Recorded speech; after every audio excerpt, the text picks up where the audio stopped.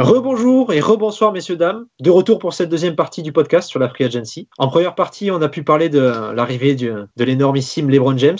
Et là, on va plutôt se pencher, messieurs, sur l'arrivée des autres free agents, vu que LeBron n'est pas le seul à débarquer à Los Angeles. Il attire comme d'habitude des chercheurs d'or. Pas de James Jones, ni de Mac Miller ou de Shane Battier, mais 4 signatures à relever. L'arrivée de Lance Stephenson en provenance des Pacers pour 4,5 millions par an pour une année de contrat. Javale McGee qui arrive de Golden State, tout frais champion NBA. Et un troisième larron qui a rejoint la liste quelques jours après, Rajon Rondo, 9 millions par an sur une saison. Votre avis sur cette free agency, messieurs? Ces 3 signatures notamment? Adrien, vas-y. Ouais. Moi, en fait, à partir du moment où on a signé LeBron James, je m'étais dit, bon, ok, avec LeBron, c'est très clair. Tu as un joueur qui a d'immenses forces, mais aussi des faiblesses. Donc, dans l'idéal, ce qui serait bien, c'est d'avoir un recrutement qui appuie sur les forces et qui tendrait aussi à cacher ses faiblesses. Donc, potentiellement, des joueurs qui soient très intelligents sans ballon, bons shooters et très bons en déplacement sans ballon, et aussi très bons en défense. Autant te dire que ce triple recrutement va légèrement à l'encontre de ce que j'espérais. Légèrement, ouais. Et que encore maintenant, je ne sais pas vers quoi on va, à part peut-être. Si je vois pourquoi on a eu un attrait pour tel ou tel, mais toujours dans cette cohérence de l'ensemble et surtout par rapport aux joueurs qu'on a perdus pour faire venir ces trois-là, je suis circonspect. Oui, puisqu'on rappelle que dans l'autre sens, on notera les départs de Isaiah Thomas, Brook Lopez et Julius Randle. Je voudrais faire mea culpa puisque je pense que j'ai fait un carton plein. J'avais prévu la re-signature de Randle, de Brook Lopez et peut-être d'Haïti. Le départ de Kentavious Caldwell-Pope, et c'est bon, 0 sur 4. Mais pourquoi on n'a pas fait des pronos sur ça? On aurait dû. J'aurais peut-être pas perdu celui-là. Exactement. Ouais, non, je suis pas sûr que t'aurais parié sur Rondo, Lance et Maggie, mais bon, putain. Ouais, bon, rapidement, du coup, honnêtement, Adrien a tout dit. Je veux dire, là comme ça, je veux dire, t'ouvres les yeux, tu vois Rondo, Lance Stephenson et Maggie, tu te dis, mais putain, mais qu'est-ce qu'ils foutent là, quoi? Tu te dis, mais où est-ce qu'on va là? Quel est l'intérêt? Et pour moi, manifestement, j'ai du mal à savoir, vraiment me dire est-ce que ça pourrait être potentiellement des bons fits, parce que pour moi je vois pas comment ça pourrait être des bons fits. Je veux dire, Rondo incapable de mettre des tirs extérieurs, ou alors très peu capable, parce que effectivement je savais pas, mais on a un noyau dur de fans de Rondo visiblement sur le NBA Twitter français. Du coup, j'aimerais pas qu'on me remette sur le bûcher, mais pour moi Rondo c'est pas un shooter, quoi, c'est pas son truc. Lance Stephenson, bon, je pense que ça se passe de commentaires, honnêtement. On va en reparler plus amplement. Oui, ces 4 signatures. On va en reparler. Non, mais oui, c'est sûr. Si tu veux, Nas, ça va faire enfant gâté, ce que je vais te dire, tu vois, mais le 2 juillet, tu vois, c'est la fusion. LeBron James arrive. Et derrière, en 2 jours, ils m'ont gâché la venue de LeBron James. Ah ouais, c'est clair. Ces deux enfoirés là. Mais déjà, c'est pas en 2 jours, c'est en quelques heures. Hein. Déjà quelques heures après la signature de LeBron. Juste après Stephenson et McGee. C'est Rondo qu'on a eu 2 jours après, mais Stephenson et McGee, on les a eu genre 1 heure après LeBron. Hein. C'était. Et KCP dans la foulée aussi, non? Oui, c'est ça. Ouais. KCP, c'était vraiment avec LeBron, puisque c'est une question d'agent en fait. En gros, c'était pour arranger l'agent de LeBron qui l'ont re-signé. Du coup, KCP, mais sur le timing, ouais, c'est arrivé très vite aussi. Et c'est Rondo qui arrive 2 jours plus tard. Ouais, moi, perso, c'est vrai que ça fait enfant gâté de dire ça, mais ouais, j'étais limite déçu. Ouais, pareil. Alors, disclaimer, messieurs, puisque comme on l'a dit dans le premier podcast, on est super heureux de l'arrivée de LeBron. Mais à côté, on a quelques petites critiques et on va y revenir plus amplement sur ces quatre noms, donc Stephenson, Rajon Rondo, Javale McGee et KCP. Juste avant, tu as évoqué quelle idée essayer de développer le front office avec ces signatures. Et donc Père Castor ou Rob Pelinka pour les intimes, qui nous a sorti en gros, grosso modo, qu'ils ont passé des mois et des mois à étudier des vidéos, à établir des statistiques avancées. J'aimerais bien qu'on se penche sur ce terme-là plus tard, et faire des recherches sur les gars qu'ils ont signés. Donc avec l'aval de LeBron, ils ont signé ces 4 joueurs, puisqu'ils venaient, c'était des éléments parfaitement complémentaires avec LeBron. Donc on va y revenir joueur après joueur si vous le voulez bien. Ouais. On commence par le meilleur d'entre tous. notre ancien ennemi Rajon Rondo. Allez. Vraiment pour Rajon. Ouais. Alors, j'ai pas trop de stats sous les yeux parce que j'ai pas eu le temps de beaucoup en préparer. Par contre, moi, ce que j'aimerais clarifier avec ceux qui nous écoutent par rapport à Rajon Rondo, c'est que ne vous attendez pas à avoir le Rajon Rondo qui a eu quelques petites enflammades aux playoffs. Alors déjà, moi j'en ai marre qu'on vulgarise l'effort collectif des Pelicans pendant les playoffs de la saison dernière à simplement Rajon Rondo qui aurait carré l'équipe. Je veux dire, ça c'est quand même un manque de respect vraiment violent envers Anthony Davis, puis même envers Drew Holiday. Drew Holiday qui a fait franchement, qui fait une énorme saison, qui fait même des bons playoffs. Je veux dire, Rajon Rondo, je suis désolé, mais c'était pas le franchise player des Pelicans, loin de là. Et faut arrêter ce fantasme de playoff Rondo. Playoff Rondo, c'est pour moi, c'est qu'un mirage. Et de toute façon, on va vite être fixé. Mais pour moi, ouais, Rondo, ça remonte à quand sa dernière année véritablement cohérente en NBA 2012, peut-être 2013 pour être gentil, mais c'est loin, quoi. C'est loin. Je veux dire, Rondo, c'est très loin. Du coup, pour moi, signature incompréhensible. Et puis alors, c'est super mignon de dire il va enseigner des trucs à Lonzo. Lonzo, aujourd'hui, il est meilleur en défense que Rondo, mais il est loin, il est bien meilleur. Oui. C'est pas Rondo qui va lui apprendre à mieux shooter, loin de là. Enfin, je vois pas ce que Rondo peut apporter à Alonso, manifestement, honnêtement. Après, peut-être que vous pouvez m'éclairer, mais moi personnellement, je vois pas. Du coup, voilà pour moi, à ce niveau-là. Ouais, sur le cas Rondo, pareil, je suis pas hyper emballé sur son attaque pure. Il est en attaque, c'est pas bon. Hein. Inefficace sur le pick and roll. Il est pas bon en transition. C'est pas terrible en spot-up et il est catastrophique en jeu sans écran. Donc tu vois, quand t'es pas efficace sur le jeu avec ballon et sans ballon, ben, il reste pas grand chose sur le joueur. Alors tu peux te rassurer en disant oui, il a 36% sur les tirs ouverts à 3 points. Ouais. C'est un moindre mal. Non, par contre, je mets de côté par contre le seul gros point fort en attaque de Rondo qui est sa création, mais ça peut-être qu'on en parlera un peu on en parlera peut-être après sur l'impact sur notre jeu. Mais oui, donc c'est pas terrible du tout en attaque. En défense, c'est moyen si tu veux être gentil. C'est moyen parce qu'il est sur le DPOE, puisqu'on parle des stats avancées là. Au DPOE, il est au-dessus des 50%. Mais c'est un joueur à l'impact maintenant moyen. Je vais rementionner le player impact plus-minus, donc qui est la version améliorée du plus-minus. C'est le 272e joueur de la ligue. C'est pas terrible, hein. 272. Non, et ça se ressent sur les victoires ajoutées, puisque donc il y a donc je vais citer Jacob Goldstein qui fait des simulations sur ce que rajoutent en victoire les signatures de tel joueur. Et donc l'impact de Rondo chez nous, on a gagné 0,1 victoire. Voilà. C'est ça l'impact en stats avancées anticipé par la venue de Rajon Rondo. Donc non, c'est pas enthousiasmant. Voilà, faut savoir aussi que tu l'as sorti le PIPM, donc il était à moins 0,7. Et en fait, moins 0,7, ça correspond à l'apport d'un role player. Donc, désolé de décevoir ceux qui s'attendaient à avoir un Rondo énormissime, comme les gars, un bon souvenir de cette époque à Boston. Mais ouais. Il faut se refaire les torrents des finales de Boston si vous voulez voir du bon Rondo. Mais là, c'est pas ici qu'on va le voir. Hein, je vous le dis franchement. Je vais citer aussi Jacob Goldstein qui avait fait une autre stat. Donc, c'est un on-off qui est adapté. En fait, qui pondère la chance un peu. Et en fait, que t'as Rondo, en fait, les Pelicans défendaient mieux avec Rondo hors du terrain et attaquaient mieux avec Rondo hors du terrain. Donc, à relier avec les chiffres qui ont pu bouger au niveau de son impact suite à la blessure de Cousins, vu que ça a quand même un peu bougé les choses aux Pelicans. Mais voilà, les Pelicans étaient meilleurs sans Rondo sur le terrain statistiquement quand tu t'y penches dessus. Là, son impact est au mieux nul. Voilà, c'est ça. La question est aussi, on va pouvoir donner nos notes après.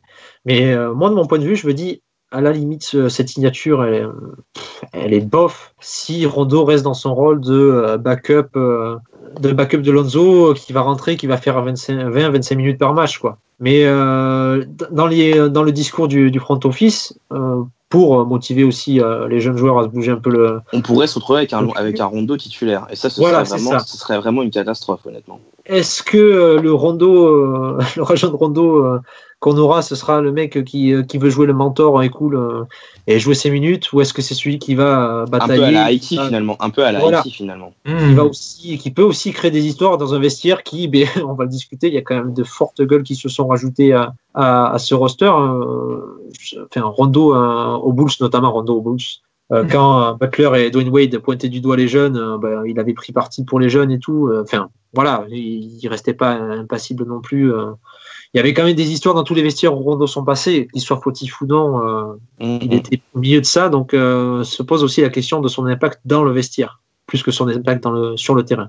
Mais en parlant d'impact dans le vestiaire, et en parlant de meneur, on a quand même lu beaucoup de gens, pour moi, à tort, chier sur Haïti. Ouais, non, il faut pas le re-signer, blablabla, blablabla. Ce qu'on pourra quand même pas lui enlever à Haïti, c'est que la saison dernière, il n'a pas essayé de tirer la couverture vers lui du tout, que ce soit sur le terrain ou en dehors du terrain. Il était véritablement là en mentor. Alors il aurait pu venir. Alors c'est sûr que son ego avait un peu baissé après son passage aux Cavs, qu'au point où il était quand il était aux Celtics, parce que c'était pas le même joueur, on est bien d'accord. Maintenant, moi, c'était ce qui me plaisait chez lui. Et c'est vraiment ce que j'espère voir chez Rondo, mais ce que j'espère, mais dont je ne suis pas sûr du tout, quoi. Voilà. Et puis, il s'est sacrifié pour nous, Haïti. Ah ouais. Il s'est sacrifié physiquement. Oui, c'est ça. Et donc, il a sacrifié son contrat.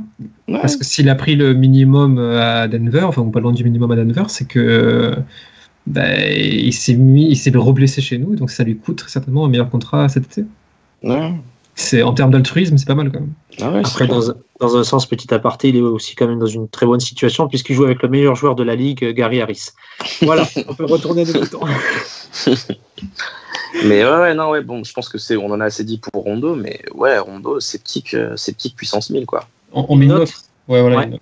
De A à F, comme pour nos rookies et pour nos joueurs la saison passée. Adrien, tu commences ? Ouais, je vais mettre un C-. Ok. C-. Est-ce que tu veux expliquer ou est-ce que Nas peut enchaîner Non, bah avec c'est... Moi, je vais mettre un E, mais pour pas mettre un F, en fait. Vraiment. Un E, c'est bien. Ouais, je me sens d'humeur généreuse. Je vais le pondérer uniquement par rapport à sa création, et si on en parle un peu plus tard. Parce que, voilà, je serais pour Rondo s'il a la balle en main et qu'il prend aucun tir. Voilà. Oui, mais ça tu rêves un peu, tu vois. Le Rondo, il prend des tirs, il les met pas et il les prend. C'est ça le problème de Rondo. Enfin bref, on verra. J'hésite entre C- et CC. Je vais mettre C. Un C optimiste. Puisque finalement, défensivement, il tenait à peu près la route quand il défendait le porteur de balle sur pick and roll. C'est parce que c'est aussi un contrat qui certes 9 millions, et je pense qu'on aurait pu avoir un meilleur meneur ou ball handler à la place, mais qui va sur un an, donc c'est le moindre mal déjà. Et c'est comme il pouvait le dire Adrien, il y a un semblant de création que Rondo a et qui peut apporter, mais bon, voilà, un C optimiste, pile la moyenne. Quelque chose d'autre à rajouter sur notre ami Rajon ou on passe au suivant ? Next. Suivant. Ça va aller, Maggie. Allez, on est parti. Ah là là. La troisième signature du coup dans l'ordre, vu qu'il me semble que Lance Stephenson est arrivé avant Javalé Maggie aux Lakers. Mm-hmm. Maggie qui s'est dit très heureux d'arriver dans cette organisation. C'était un peu un rêve de gosse de jouer aux Lakers. Et votre avis sur cette signature ? Moi, c'est le contexte de la signature de Maggie. Je me disais, ok, on a vu les playoffs. Et maintenant, qu'est-ce qui est intéressant d'avoir comme profil de pivot dans cette NBA-là ? Il faut soit un pivot qui puisse s'écarter, d'accord, t'apporter du spacing, soit un pivot qui te permette de permuter sur les écrans et d'être bon en ISO en défense par rapport face aux arrières. Ok. Il se trouve que dans notre effectif, on avait ces deux profils-là. On avait au moins 3 pivots, donc on avait Lopez, Channing Frye et peut-être Thomas Bryant qui correspondait au premier profil, et on avait Randall qui pouvait correspondre au second. Et je me disais, tant mieux, comme ça, il faut qu'on aille dans ce sens-là, comme ça, on arrête avec ces pivots qui font juste que finir et qui sont incapables de sortir au périmètre. Bilan des courses, on perd les 4 premiers pivots et on a le même profil que je ne voulais pas avoir avec Zubac et Magui. Donc voilà. Donc j'étais pas très très content de la signature de Magui, sachant que en plus quand il arrive, je me dis bon c'est bon, ok, c'est pour en pivot remplaçant. Mais non. Ah non.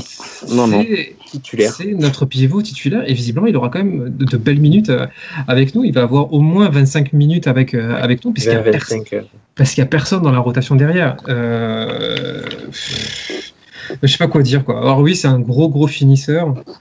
À moins vraiment qu'on décide de jouer très très petit et de mettre LeBron en 5, j'ai vu pas mal de... Ouais, ça, moi aussi je suis pour ça aussi. J'ai vu pas mal de gens en parler et je pense que ça limiterait la casse parce que j'ai très peur de voir Magui graille 20 ou 25 minutes sur notre roster, honnêtement. Sur les fins de match, je vois pas Magui finir les matchs serrés avec nous. Non, donc voilà, donc Magui on connaît pourquoi, pour ce côté donc le spacing vertical et à dunker très facilement, que ce soit en alley-oop ou quand il est servi sur pick and roll, et aussi c'est peut-être comme il faut lui reconnaître ça, c'est un des intérieurs les plus mobiles de la ligue. En transition, j'en vois juste un qui est aussi grand que lui et qui court aussi vite chez les pivots. Je vois juste Cole-Stein qui est aussi véloce que lui. Ouais, donc ça, tu vois, quand il commence à partir et que tu as des rampes de lancement comme Lonzo, Rondo ou LeBron, ça peut faire des points faciles de l'autre côté du terrain. Yes. Moi, je suis moyennement emballé. Comme disait. En fait, alors, le problème, c'est que sa signature s'inscrit en fait dans un contexte qui fait qu'en fait, on ne peut pas être satisfait finalement de cette signature. Comme pour rebondir sur ce que disait Adrien, si à la rigueur il avait été entre guillemets signé comme étant un pivot remplaçant un pivot capable justement d'apporter ce spacing, de pouvoir s'écarter, de pouvoir prendre des tirs, de pouvoir popper sur des écrans et pas simplement roll, je me serais dit pourquoi pas, en fait, vraiment pourquoi pas. Le problème, c'est qu'on se retrouve avec ce mec qui a un QI basket qui est quand même pas le plus élevé de la NBA, je dirais, loin de là. Et voilà quoi. C'est vrai qu'on peut lui reconnaître son athlétisme, sa vélocité, le fait qu'il soit très rapide, très vif, etc. Que même de temps en temps, il aime bien aller chercher son rebond offensif, ses points de seconde chance, comme on les appelle entre guillemets. Il est capable, mais pour moi, c'est pas suffisant comme argument pour me satisfaire d'une telle signature. Comme quand on se rappelle du fait qu'on a perdu un mec comme Brook Lopez, par exemple. Ouais. Et qu'on n'aura personne pour le suppléer, personne de correct entre guillemets pour le suppléer quoi. Du coup ouais, bon il y a un quoi. C'est finalement pas vraiment de sa faute, c'est juste finalement une question de roster en fait. Je dirais qu'il a pas sa place ici parce qu'on aurait pu faire mieux, on aurait pu faire beaucoup mieux. Voilà, ce serait ma conclusion sur Magui. Je fais un point stat sur Magui, c'est que alors, par contre les statistiques avancées l'aiment bien. Des 3 signatures, c'est lui qui s'en sort vraiment le mieux au niveau des stats avancées. Il est le 79e joueur le plus impactant au PIPM, ce qui le place juste derrière Lopez et Frye, qui étaient respectivement 75e et 77e. Et ils aiment le PIPM l'aime surtout pour son impact en défense, alors qu'au niveau de l'efficacité, donc tout ce qui est CPOE, DPOE, POE, c'est plutôt en attaque qu'il s'en sort le mieux, puisqu'il est dans le 76e percentile au niveau de sa production offensive, et donc c'est quand même c'est honnête. Oui, mais ça c'est à remettre dans un contexte. Hein. Il jouait pas avec les Grizzlies non plus. Ouais, tout à fait. Il jouait avec Golden State, mais j'imagine que tu vois les points faciles qu'il avait avec les créateurs à Golden State, avec notre roster, il les aura aussi. Tu vois, s'il était aux Kings, je serais inquiet. Mais non. Il est avec LeBron James, c'est pas. Certes. C'est pas Fox qui va le. Non, c'est pas Fox qui va le le ballon, ça c'est clair. Du coup, ça c'est sûr. Maintenant, plus sérieusement, pour moi, Maggie, il était un très bon fit aux Warriors parce que je pense que c'est un mec qui doit bien s'épanouir dans un jeu très rapide. Moi, j'ai peur que notre jeu de l'année prochaine soit beaucoup moins rapide qu'il l'était l'année dernière. Et c'est là que pour moi, il va peut-être montrer des limites, peut-être pas, mais pour moi, c'est là que j'ai vraiment des questions, quoi, vraiment des doutes. Je crois que tu voulais en parler, Clément, non, de Maggie rapidement, on va rebondir sur ce que je disais, il me semble. C'est surtout pour rappeler, comme vous l'avez dit, cet état de sidération dans lequel on s'est trouvé une fois qu'on a vu Brook Lopez signer à Milwaukee pour 3 francs 6 sous.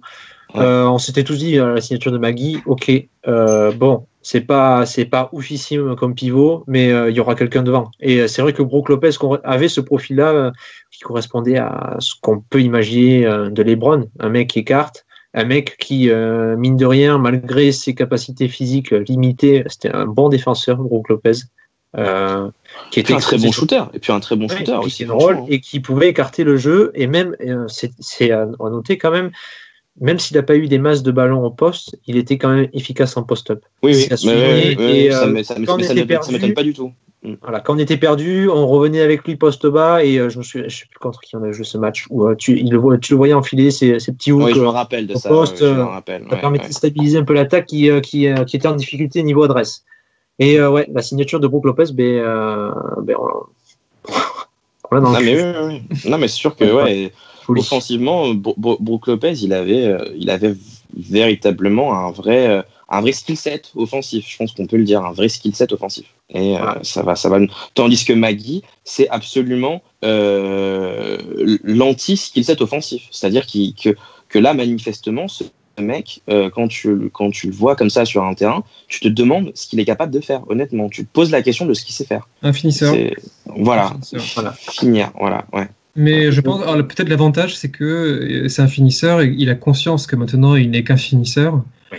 Et donc, c'est pas un joueur qui aura besoin de ticket shoot. Alors que Brook avait besoin de ticket shoot important. C'est vrai aussi. Tu vois, quand on le limitait, il n'a jamais été aussi en difficulté chez nous lorsqu'on le limitait à 7-8 tirs, dont les 3/4 au périmètre.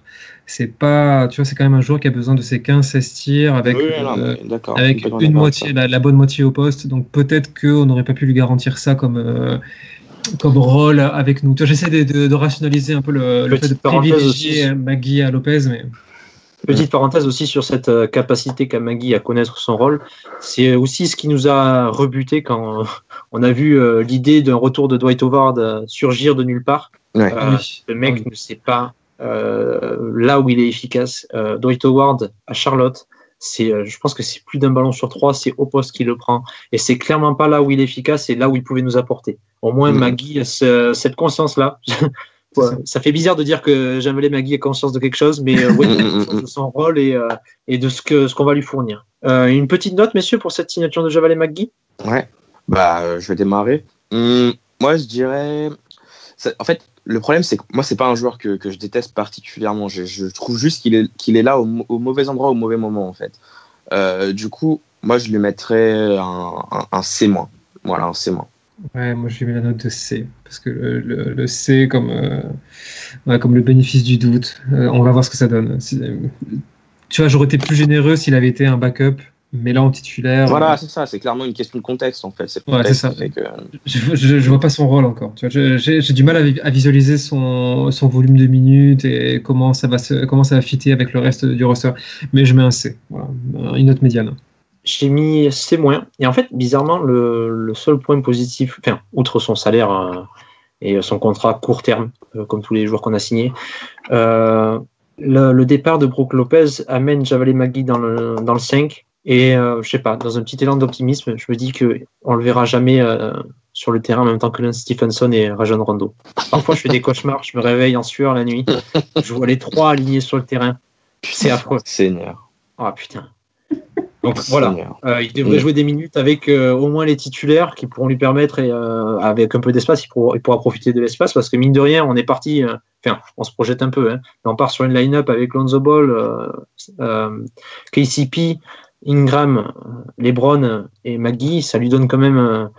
Enfin voilà, ça limite ses limites à lui en fait. Ce spacing qu'on pourra apporter avec ces 4 joueurs, limite son incapacité à s'écarter de plus de 1m50 du panier. Ce qui aurait été un peu difficile avec les 2 autres zozos dans la seconde unité.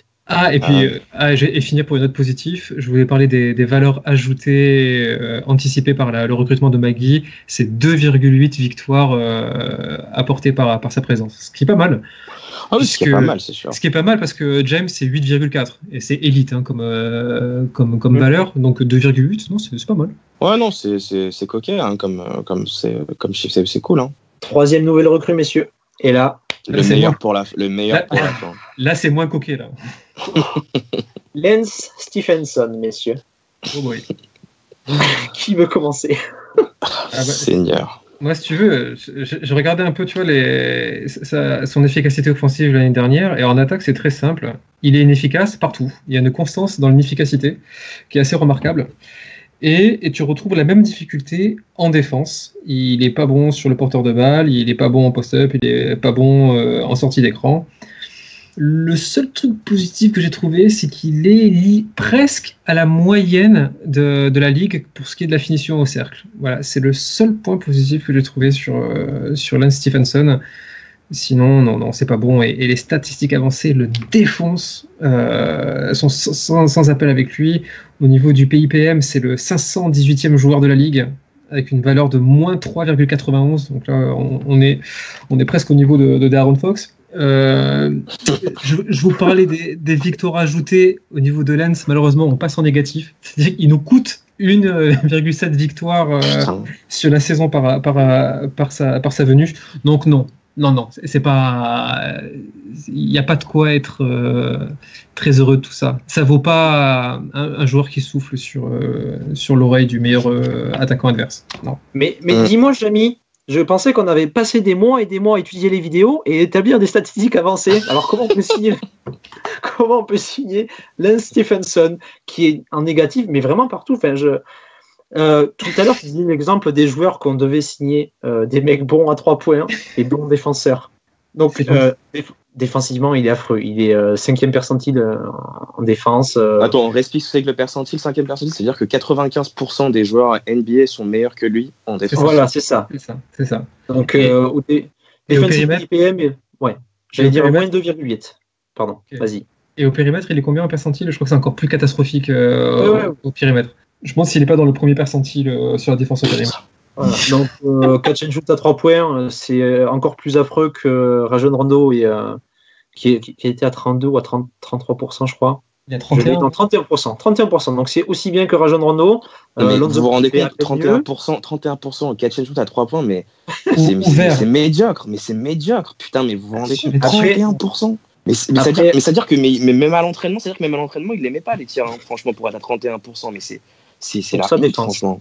Par contre, Lance Stephenson adore. Je vais commencer, Adrien. Pour sa défense, Lance Stephenson adore refuser ce 3 points ouverts, poser un dribble et faire. Non, mais c'est ça. Et un pull-up jumper à mi-distance. Et donc là où il est totalement catastrophique. C'est là où tu le vois, il fait 20% de catch and shoot et il fait 45% ou 50% de pull-up jumper par match. Mais c'est impressionnant. Putain, horrible. Moi, je sais que c'est un joueur que je vais détester. Mais moi aussi. Si je joue, je sais que je vais détester. Il n'y a rien de plus insupportable dans cette ligue aujourd'hui que tu as un joueur qui refuse un tir à 3 points pour aller faire un vieux long tout en sortie de dribble. Aïe. Non, ouais, Stephenson, honnêtement, moi j'ai. Des trois signatures, je crois vraiment véritablement que c'est la pire, honnêtement. Non, et le pompon, c'est la justification de Pelinka derrière. Le mec, il te dit, il faut des joueurs comme ça. Jordan avait Rodman, Kobe avait Ron Artest, LeBron aura Stephenson. Ça va bien ou quoi? On compare, le monsieur 5e percentile en défense avec 2 défenseurs de l'année. C'est quoi la... Non, mais la honte. Non, mais c'est incroyable le foutage de gueule de cette signature. Ouais, non, mais c'est clair. Mais j'arrive pas je suis pas capable. Pour le coup, autant pour Rondo et pour Maggie, on peut potentiellement aligner les astres entre eux et potentiellement essayer prendre la boule de cristal et essayer de comprendre ce qui s'est passé. Mais pour Lance Stephenson, véritablement, peut-être le fait qu'il soit vraiment pas cher, à la rigueur, c'est peut-être le salaire, en fait, finalement, qui a fait que. Mais moi, j'arrive vraiment pas à me dire, mais qu'est-ce qui s'est passé dans la tête de Magic et Pelinka pour qu'ils décrochent ce putain de téléphone et qu'ils disent, écoutez, nous, on veut signer Lance Stephenson. Honnêtement, j'arrive pas à savoir. Moi, j'ai une hypothèse. Je pense que LeBron, c'est un gros troll de LeBron. Il a voulu tester, tu vois, son pouvoir d'influence sur les Lakers en disant, voilà, moi, je veux comme premier coéquipier Lance Stephenson. Mais en se disant, ils vont pas le faire, c'est con.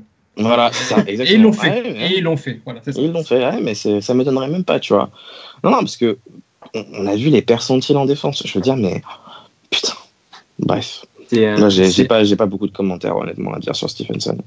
Cet enchaînement de signatures, j'ai l'impression que c'est LeBron James qui se la joue Arya Stark et qui réunit les frais, juste pour les buter, parce que c'est pas possible de réunir Rondo, Stephenson et Magui ensemble. C'est ça. Ah ouais, non, mais le pire vraiment, c'est Stephenson. Vraiment, le pire vraiment, c'est Stephenson. Quand tu vois les salaires, de toute façon, on va parler des cibles tout à l'heure qu'on aurait espéré, etc. Mais juste à titre de comparaison sur ce poste 2, parce que Stephenson va faire le poste, enfin, va faire des allers-retours entre le poste. Peut-être 3. On va faire des allers-retours entre le poste 2-3 avant de se faire mettre sur le banc par notre rookie Mikhailuk. Mais espérons. Mais oui. Ouais. Et c'est quand tu vois les signatures sur ces postes 2-3 ou 1-2-3 d'ailleurs, où tu avais Tyreke Evans qui part pour le même tarif que KCP, où tu avais Seth Curry qui part pour 2 millions, où tu as Shabazz Napier en 1 qui part pour que dalle. Même Haïti pour 2 millions. Ouais, wow, compliqué quoi. Une note pour Stephenson, pour cette ordure de Stephenson. Faut vraiment en donner une. Ouais. Non, c'est F, ouais. F moins. F, ouais. tu vois, c'est Z, c'est un F, voilà, c'est un F qui tend vers le G, tu vois, mais. Non, ouais. Moi, Stephenson, en fait, ça me fait plus chier qu'autre chose. Voilà. Comme tu vois, t'étais en train de souffler, voilà, moi, ça me fait souffler. Je veux dire, mais putain, mais pourquoi en fait? Pourquoi est-ce qu'il a fallu nous niquer notre vie avec ce connard? Pourquoi? Voilà. Mais en fait, même la question, je vais te dire, c'est que après, parce que je m'étais amusé à un moment donné de dire, bon d'accord, on a signé tout ce beau monde, ça va être quoi les minutes sur les rotations? Et j'ai du mal à le faire rentrer dans les rotations. Même sans parler de Mikhailuk, qui fait une super scène. Ouais, Josh Hart éventuellement. MVP. Mais oui, mais normalement, Josh Hart doit lui passer devant. C'est obligé que Josh Hart lui passe devant. Et donc, il va prendre il va prendre. Où est-ce qu'il va prendre 6 minutes? Parce que sur le poste 2, tu as KCP, tu auras Lonzo et tu auras Josh Hart. Parce que on aura forcément du combo entre Rondo et ouais, Lonzo, on va y avoir droit. Ouais, ça va y avoir droit. Et sur le poste 3, tu vas avoir LeBron et Ingram. Donc, tu vois, ça va être quoi le volume de minutes de la Miss Stephenson? Ça va être 3-4 minutes max. J'espère. D'accord, mais t'imagines, t'as envoyé 4,5 millions sur ça? T'as envoyé l'équivalent de la room exception sur lui? Ouais, non,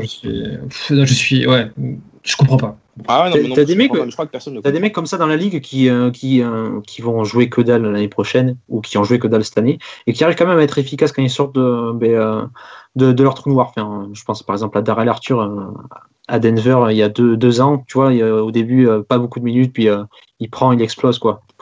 Il apporte. Il y a des joueurs sur peu de minutes ils arrivent à apporter. Stephenson, tu sais même pas comment il peut apporter. Enfin, je l'ai sous les yeux là le on-off ajusté de Stephenson. Donc avec les Pacers quand il est sur les terrains, les Pacers c'est 109 points d'efficacité offensive, 111 points de defensive rating. Quand il est hors du terrain, c'est 109.4, donc ils sont meilleurs en attaque, et c'est 106.6. Donc il y a 5 points de moins quand Stephenson est en dehors du terrain. Mais heureusement, on l'a recruté pour la défense. Tu vois, c'est non, mais complètement incohérent.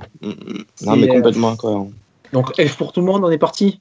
Ouais, pour tout le monde. Ouais. Festival, ouais. C'est vraiment un joueur que j'espère, je sais pas, au moment de la trade deadline qui partira qui se fera couper. Mais moi j'y crois. Moi je te le signe que j'y crois même pas ça, parce qu'on va dire non, c'est pour les playoffs.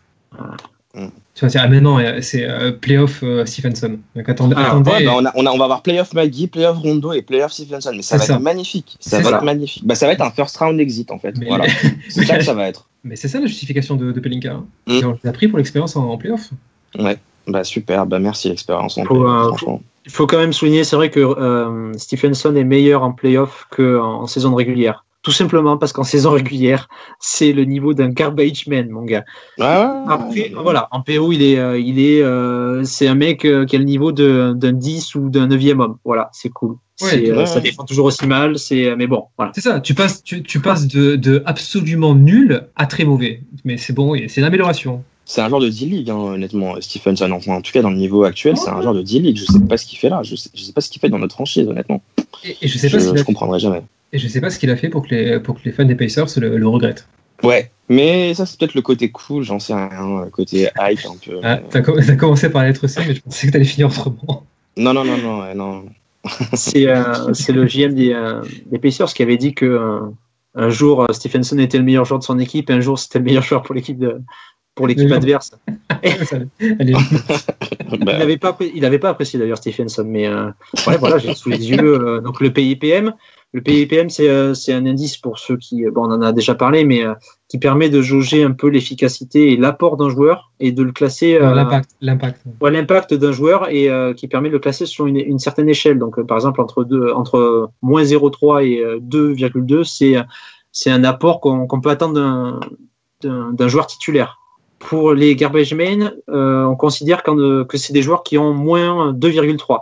Stephenson est à moins 3,9 l'année dernière. Moins 3,9. Mais ça m'étonne pas du tout en fait. Normalement, c'est la catégorie je te coupe dans la semaine. Ouais, c'est ça. C'est les mecs du fin fond de deuxième tour qui ont une minute par là ou qui savent pas encore lasser leurs chaussures. Enfin, je sais pas. C'est ça, exactement. C'est exactement ça. Limite, tu vois, j'ai envie de te sabrer ta transition, mais tu vois, quand t'as signé Rondo et Stephenson, ça te rend presque acceptable la re-signature ou la prolongation, je sais pas quel est le terme, de KCP. Ouais, c'est ça, la re-signature de KCP, on y vient. Merci Adrien pour cette transition. KCP qui a donc prolongé, lui, pour 12 millions sur une saison. C'est correct, 12 millions sur la saison. Ah ben, tu m'étonnes, c'est correct. Pour moi, c'est au-dessus de la valeur du marché. Non, mais c'est au-dessus de la valeur du marché, c'est clair. Mais je relativise vis-à-vis des 3 signatures qu'on vient de faire et je me dis que je veux dire, ça aurait pu être pire, quoi. Tu vois, quand tu lâches autant sur Rondo, moi 9 millions sur Rondo, pour moi c'est exorbitant. 12 millions, ouais, je sais pas. Non, mais les deux signatures sont hors marché. T'arrives dans une free agency où très peu d'équipes ont du cap.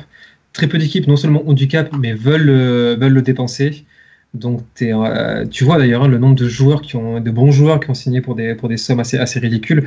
Tu avais le choix, tu pouvais choisir tes free agents. Et là, je pense qu'on a surpayé, pour des raisons différentes. Tu avais mentionné la proximité. Ouais, pour KCP, c'est l'agent, clairement. Ouais, voilà, c'est ça. À mon avis, tu as fait une fleur en partie, pas que ça, mais tu as fait une fleur à Rich Paul. Ouais. Oui, c'est pas que ça, mais à mon humble avis, si on s'est re-signé le KCP, ça devait être quelque chose de tacite entre l'agent et notre FO, j'imagine. Je sais pas si on avait fait un point sur la free agency, mais moi j'étais comme Clément, c'est-à-dire que c'était un joueur dont je me disais non, c'est bon, on a Josh Hart qui arrive derrière, il pourra le remplacer de manière tout aussi efficace, donc j'étais prêt à dire au revoir à KCP. Et voilà. Mais c'est grâce à ces signatures-là, notamment celle de Stephenson Rondo, je suis presque content d'avoir ce mec-là qui sera devant eux dans la rotation au poste 2. Parce que lui, au moins, on sait que sur le tir à 3 points, c'est un des meilleurs de l'équipe, il sort de sa meilleure saison et il n'y a pas de raison qu'il ait des plus mauvais tirs avec la présence de LeBron James. En transition, il sera toujours intéressant. Donc c'est pas la signature que j'aurais voulu, mais ok, ça passe.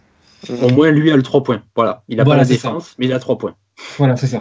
Ouais, d'ailleurs, il faut qu'on soulève un point, excuse-moi Clément de te couper, il faut qu'on soulève un point qu'on n'a pas soulevé dans ces deux podcasts, c'est le fait que là, défensivement, avec nos signatures et là, la gueule du roster actuel, mais c'est un niveau abyssal. C'est un niveau abyssal en défense, en tout cas sur le papier.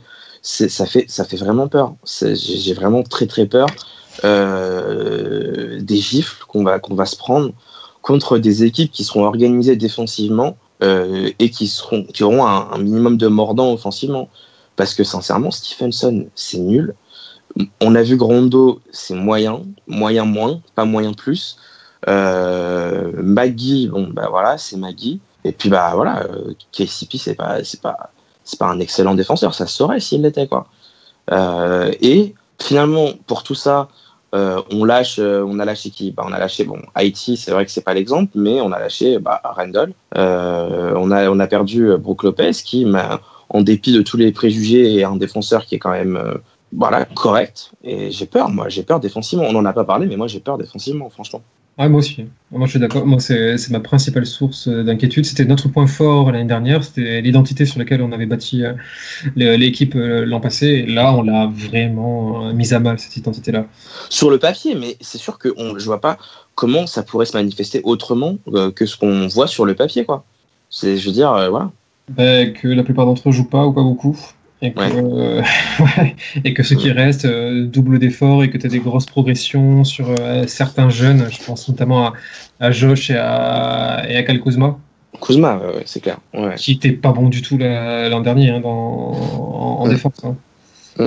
Ouais. Une note pour KCP Oui. Du coup, B-. B-. Nas ouais, B- aussi. B- ça me va. Je vais être un peu plus. J'hésite entre C+ et B-.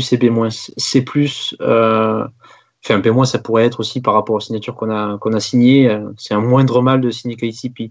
Mais j'espérais, à la limite, une fois qu'on a su que Paul George ne viendrait pas et qu'il n'occuperait pas ce poste de 2-3 comme on pouvait l'espérer, qu'on laisse Josh Hart prendre ce temps de titulaire, je pense, pendant 20-25 minutes, il a prouvé que il pouvait pas faire pire que KCP en défense, c'était à peu près dans les mêmes eaux, et qu'offensivement, il apportait autant au niveau spacing, au niveau percussion dans la peinture.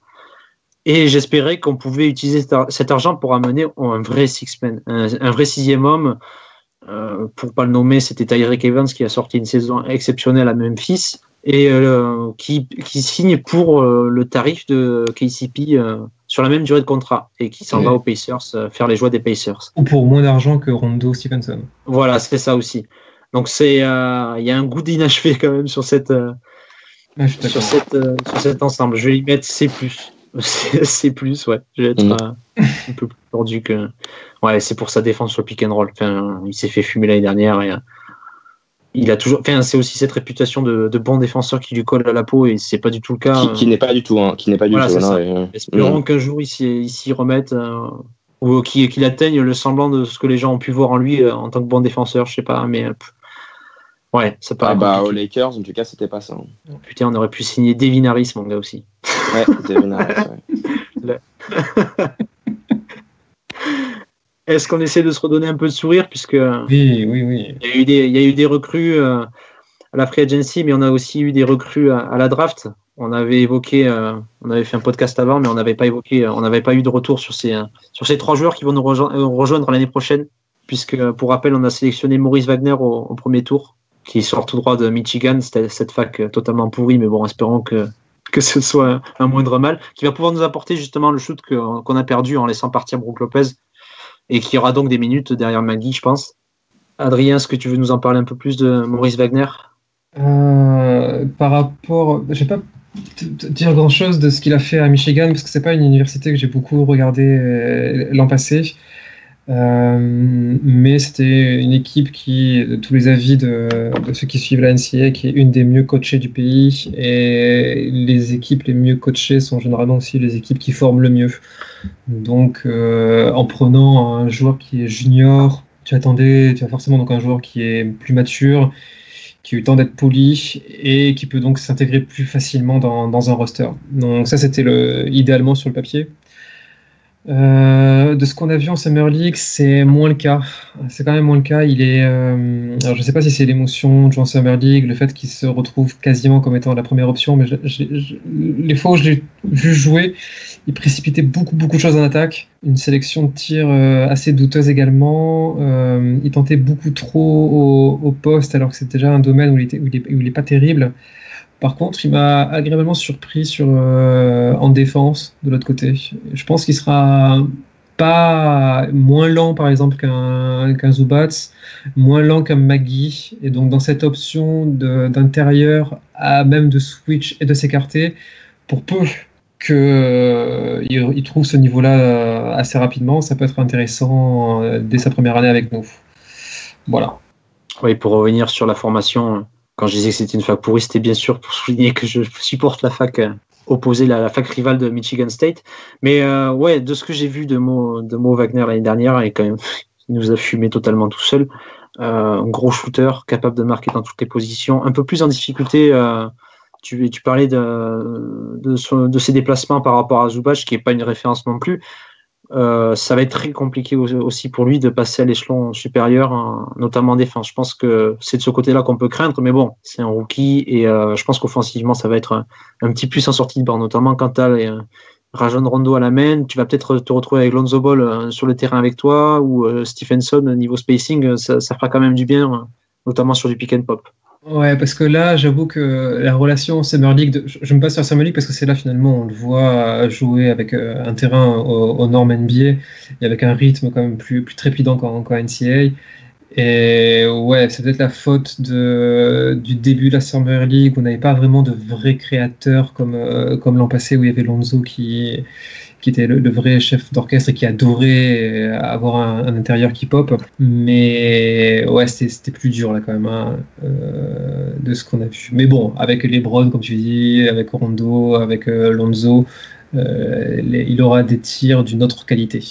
Isaac Bonga, qu'on récupère avec le 39e pick, il me semble qu'on avait échangé à Philadelphie contre un second tour de Chicago qu'on avait pour l'année prochaine. Et contrairement à ce qu'on pouvait s'attendre, on pensait qu'il serait draft and stash, comme on dit, qu'il serait gardé en couveuse en Europe, vu qu'il vient de la Ligue allemande. Et finalement, non, il a signé son contrat sur 3 saisons. Il va faire partie de l'équipe l'année prochaine. Est-ce que pour lui, on espère un avenir? Est-ce qu'il va réussir à apporter quelque chose de plus à cet effectif, disons, au poste 3 notamment? Non. Alors déjà, poste 3, je pense même que son poste, c'est le poste 1. C'est juste un grand poste 1. Mais il n'est pas prêt du tout. Vraiment pas prêt. Tu le vois. Alors là encore, déjà, il n'était pas prêt en Bundesliga. Alors tu penses bien qu'en arrivant contre des joueurs qui ont le niveau NBA, ça n'allait pas très bien se passer. Et il y a des fautes de base, avec des pertes de balles. Extrêmement bête, simplement sur des marchés, enfin, tu vois, le manque de coordination, comment entamer le dribble avant de bouger ses pieds. Bref, non, c'est pas encore là, mais par contre, tu peux comprendre pourquoi il a pu taper dans l'œil du front office et des scouts. Parce que oui, il est très grand pour sa position, donc de meneur. Il fait 6'8 ou 6'9. Ouais, c'est ça, 2m6 il fait. Ouais, c'est ça. Donc c'est quand même très très grand pour un meneur. Il a une envergure aussi qui doit être pas loin des 2m13. Il est pas mal en transition. Il est capable de faire des bonnes lectures. Et avec sa taille, il peut faire des passes, bien sûr, qui ne sont pas accessibles à des meneurs de plus petite taille. En défense, il n'est pas hyper mobile, mais il a cette capacité à aller chercher les ballons assez bas et il ne rechigne pas non plus à faire certains efforts. Donc, lui, dans son vrai rôle, il sera en G-League et de s'améliorer très très rapidement au jeu NBA, mais par la G-League. Ouais, pour paraphraser une connaissance des Jazz, il a des flashs, mais c'est tout. Ça va se limiter à ça cette saison et on le verra plus du côté de South Bay avec l'équipe de G-League. Ouais. Mais c'est pas une insulte. Honnêtement, maintenant la G-League, c'est pas un championnat qui fait rigoler. Tu vois, et maintenant il y a une vraie compétition, il y a des vrais staffs qui sont là et c'est pas une punition que d'envoyer en G-League. C'est même, je pense que du point de vue des Lakers, c'est plus intelligent si on veut le faire progresser, de l'amener dans l'antichambre de la NBA, donc de le former dans un environnement NBA, que de le laisser en Europe où ça aurait pu continuer à être compliqué pour lui pendant les 2 prochaines années. Ouais, donc deuxième joueur qu'on a sélectionné au second tour et qui lui devrait avoir un peu plus de temps de jeu, ou qui peut espérer un peu plus de temps de jeu, c'est Sviatoslav Mikhailuk. Désolé pour la prononciation les gars, mais je sens que celui-là il va nous faire un peu suer pendant plusieurs années. Un petit mot sur lui, Adrien, vu que tu le vois quand même pas mal en G-League, en Summer League. Alors pareil, c'est comme je regardais pas beaucoup Kansas, donc c'est un joueur que j'avais pas du tout sous mon radar au moment dans le processus de draft. Mais ouais, alors lui c'est la très très très très bonne surprise de notre draft. C'est incroyable qu'on ait un joueur comme ça avec ce skill set là à 47e position.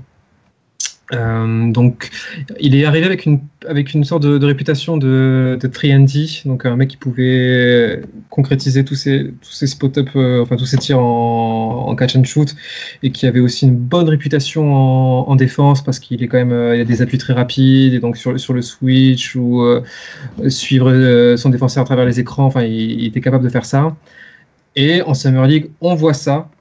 Et plus encore, on le voit capable de rentrer des tirs très compliqués en sortie de dribble, step back, que ce soit à 3 points, à 2 points, aussi si le défenseur passe sous l'écran, il punit et dégaine, et également à la création, où, notamment dans le dernier match, où on le voit sortir des lectures sur le pick and roll qui sont dignes d'un meneur de jeu. Donc c'est vraiment une très très très belle surprise. Moi, le seul bémol que j'ai envie de dire, c'est par rapport à ta première phrase quand tu l'as introduit, c'est qu'il devrait avoir des minutes, mais je suis pas sûr. Tu vois, si déjà je disais que pour Lance Stephenson, je vois pas quand est-ce qu'il aura des minutes, ça sera pareil pour Mykhailiuk, devant qui il passe.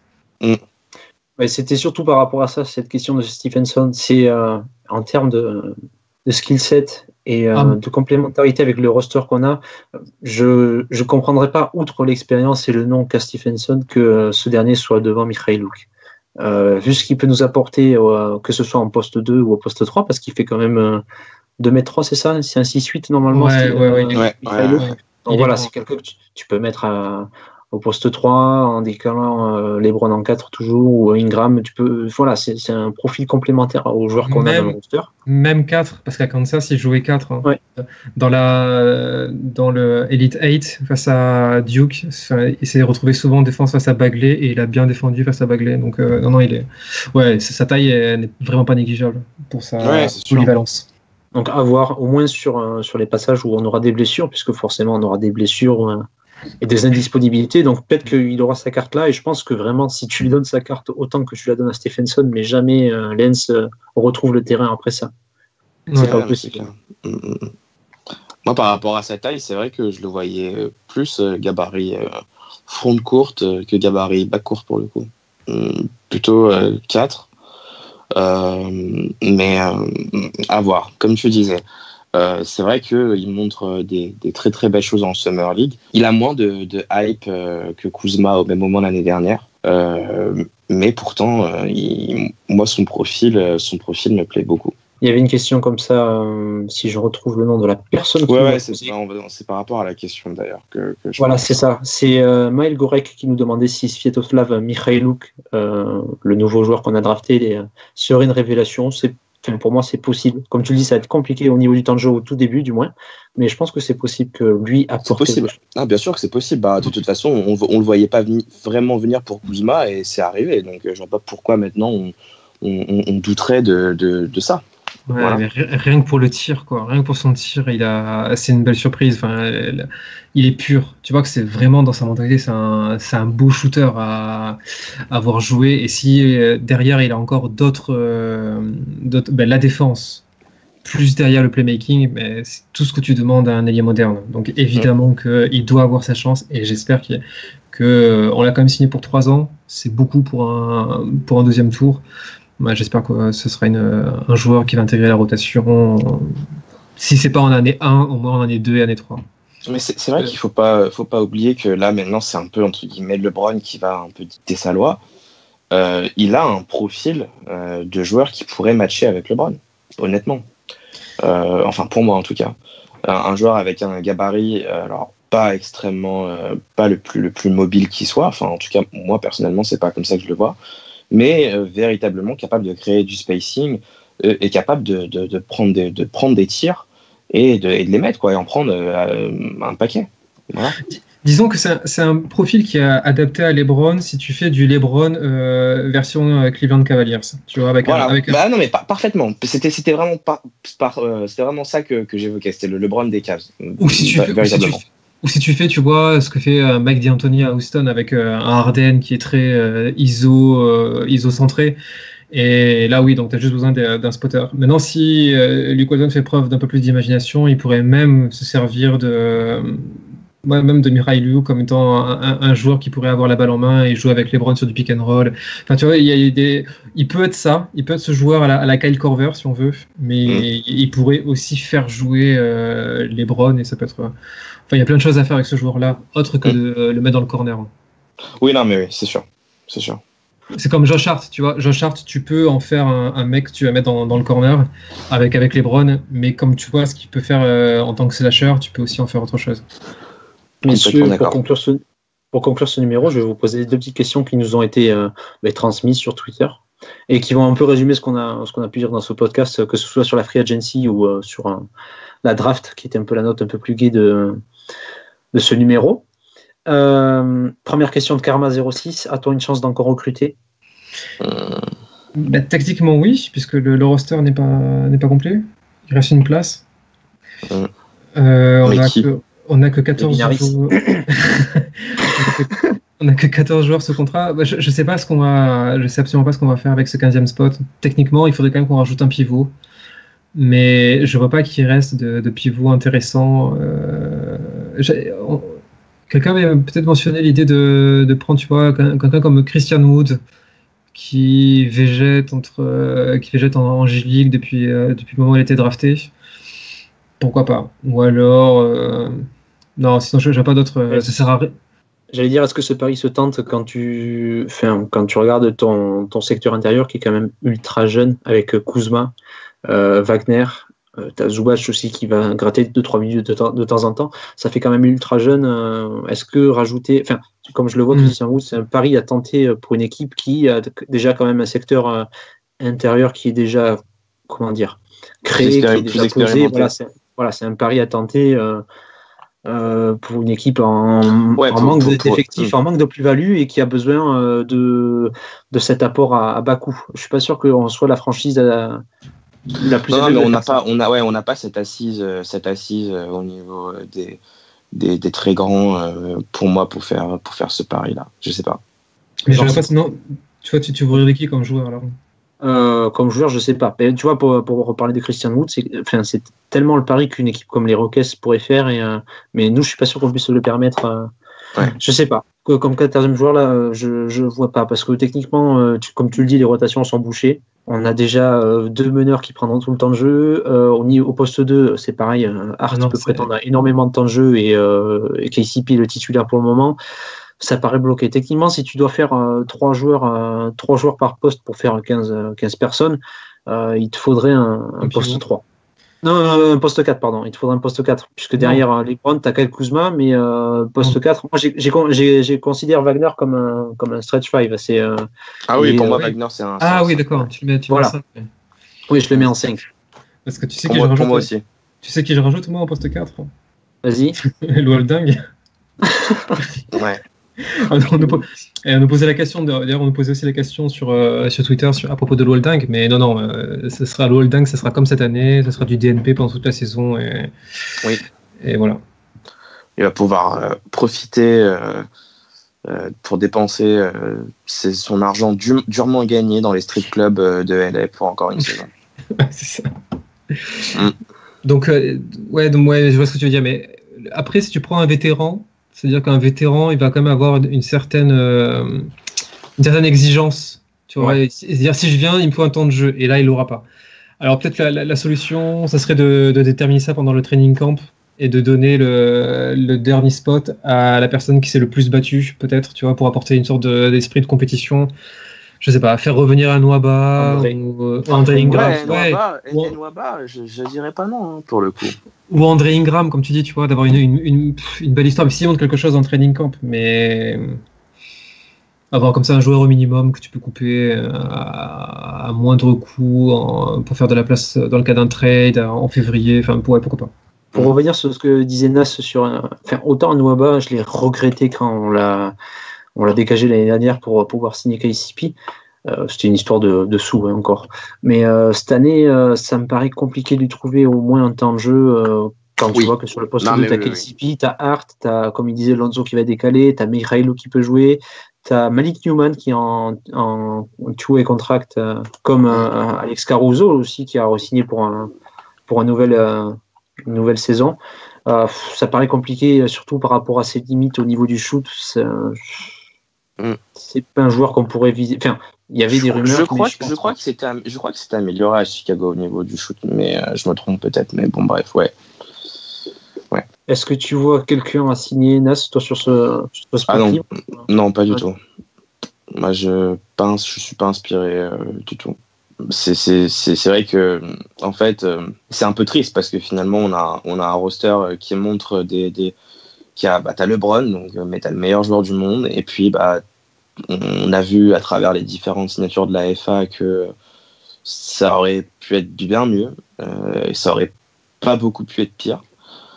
Et puis finalement, tu as une 15e place de ton roster, tu sais pas trop quoi en faire parce que tu as des postes qui sont bouchés, mais tu sais que ces postes sont bouchés, mais que ça va, que ça, t'as du mal à voir la cohérence dans tout ça finalement. Du coup, j'allais dire, on n'a qu'à attendre le buyout de ton joueur préféré, Carmelo Anthony, non? Non, ça va, merci. Merci, j'aurais jamais cru dire ça un jour, mais ouais, comme je t'ai dit, il ira au Shanghai Lakers, mais pas aux Los Angeles Lakers. Carmelo. Qu'est-ce qu'on dit, messieurs? Bonne free agency, un bon été et amélioré vu les signatures qu'on a pu avoir là, notamment les 4 noms qu'on a pu citer. Ouais. Écoutez, ouais. Mais on a quand même signé LeBron. On a signé LeBron. Mais on a quand même signé LeBron James. Ouais. Mais non, moi je vais te dire par contre la signature qui nous manque, parce que tu vois, quand tu t'es rajouté finalement plus de défis que de solutions avec la free agency, ça rajoute de la pression au niveau du coaching staff. Et donc, il faut vraiment qu'il y ait un step-up tactique au niveau du coaching staff. Et donc, si on doit avoir un recrutement, sachant qu'on a toujours une position de libre depuis le départ de Jud Buechler, il faut absolument qu'on mette beaucoup d'argent sur un maître tacticien pour venir épauler tout ça. On a maintenant un effectif où il y a, si tu veux regarder d'un point de vue positif, c'est qu'on a un effectif avec beaucoup de créateurs. On n'est pas revenu là-dessus par rapport à Rondo et on aurait pu amener un autre indicateur de statistique avancée que vient de mettre au point Team, qui est l'équivalent du points over expectation, mais qui est maintenant le assisted point over expectation, donc qui calcule, on va dire, l'efficience de ta création. Et dans notre effectif, on a Rondo qui est 99e percentile, LeBron James qui est 99e percentile et Lonzo Ball qui est 93e percentile. Je pense que LeBron James n'a jamais joué dans un roster où il y avait autant de potentiel à la création. Mais ça veut dire que ça implique qu'il faut que tu aies des systèmes. C'est ça, exactement. Ça implique des systèmes créatifs en béton armé et pour que tout le monde, faut qu'on retrouve une belle fluidité sur demi-terrain. Ouais. Un petit mot pour la fin, avant de se rejoindre pour un nouveau numéro. Moi, en attendant de vous rejoindre, je vous souhaite de bonnes vacances pour ceux qui ont la chance d'avoir des vacances.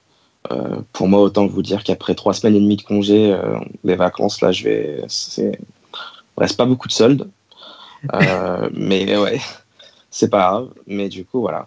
Bonnes vacances à tous. Merci, comme d'habitude, de nous écouter. Bienvenue aux nouveaux fans des Lakers, les rescapés du navire Cleveland qui viennent rejoindre le King.